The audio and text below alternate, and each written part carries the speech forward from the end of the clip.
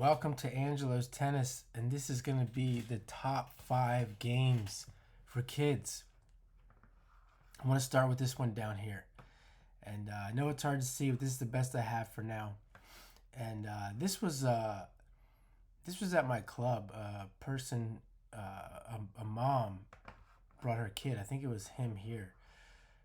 She had her older kids playing there with me, and she knew a lot of people in the community, so she organized this day. These kids were like 3-4 years old. Parents came. Unfortunately, it didn't really do anything for the club. None of these kids came back while I was there. It was really hard to get this little program going, but I did use this for the older kids, 5, 6, 7, 8 years old. And this game here, set up the court.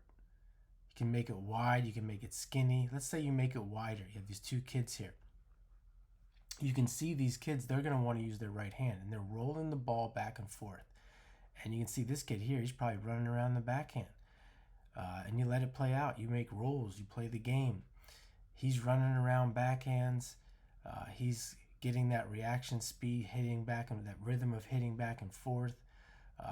The defense, the offense. There's so many benefits to this for kids that is way better than trying to hit the ball over the net. Let's say maybe one day you set up a game where you try to get them to hit with their offhand. You have them using 2 rackets. They don't typically like that. You try to figure it out, and if it doesn't work that day, you'll get them the next day. And if you really want to teach forehand and backhand, you teach them the forehand and backhand on the ground, and that way they get used to switching, because that's part of the difficulty. That these kids can actually learn this. They can learn this at 3 years old on the ground, and you don't need. It doesn't need to be boring. You don't even need a coach. Lots of kids involved, and they can learn over time. They'll get used to that switching hands, switching from forehand to backhand in a rally already.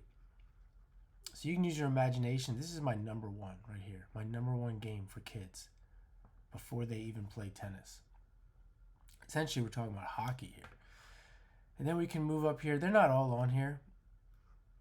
You can see here these kids are playing some kind of tag. They're just like, I don't even know if this is a game I set up.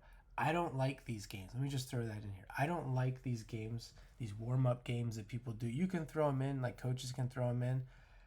But I think there's better ways to do it, like this game here, that get them into tennis. And, leave the fun games to the birthday parties. Leave these fun games to the birthday parties and recess. And then we have, take this one here. Take the rackets away. Or here we go.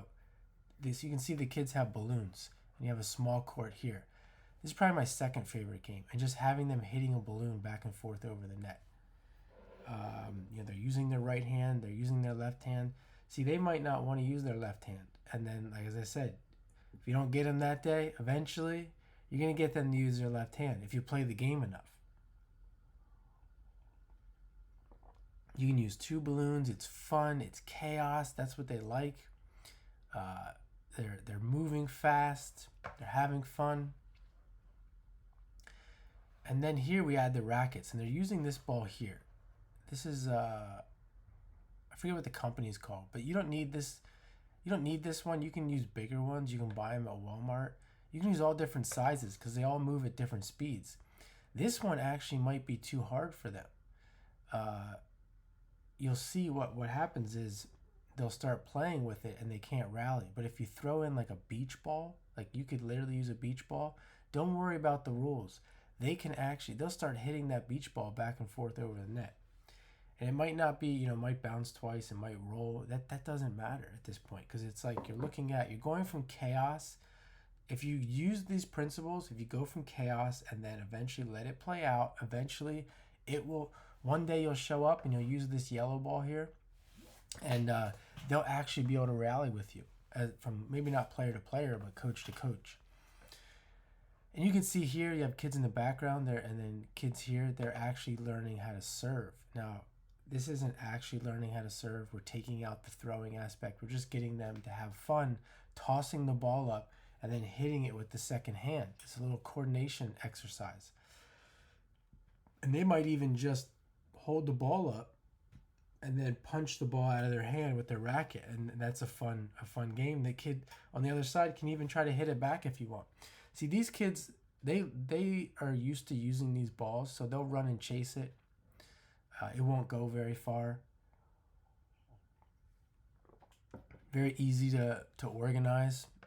And that's another one that I like to do. It's chaos, but you mark off the space. You make sure they know this is the space you're trying to play in. You give them fun targets like these cones.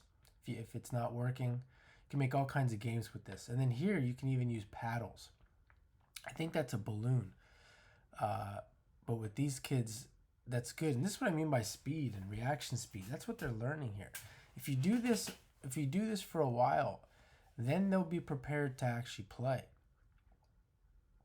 You can see the girl here. She looks like she's playing with the paddle. See, she's trying to understand. She's trying to understand the equipment. She's like, "What is this thing?" That's what little kids are doing. They're learning about the equipment. They're discovering life, and you can see here as well.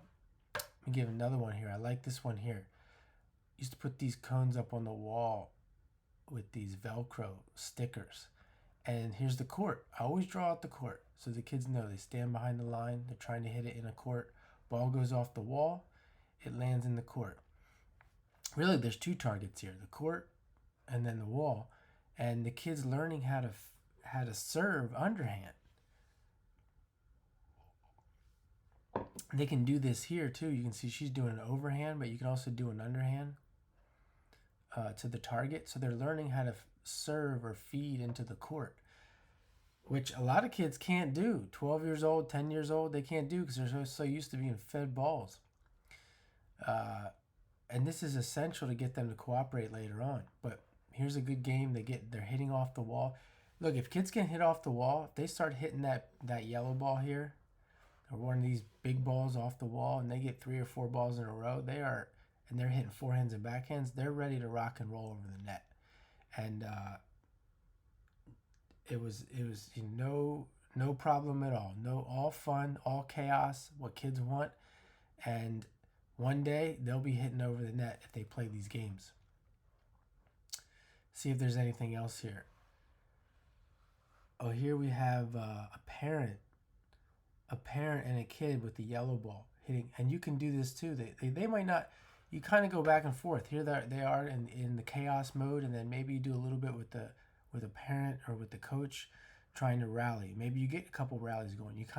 You're always trying to integrate this back into the game. So eventually they'll be able to play. And all this can be done with the hand. You can get rid of the racket. You can see you can use paddles, hands.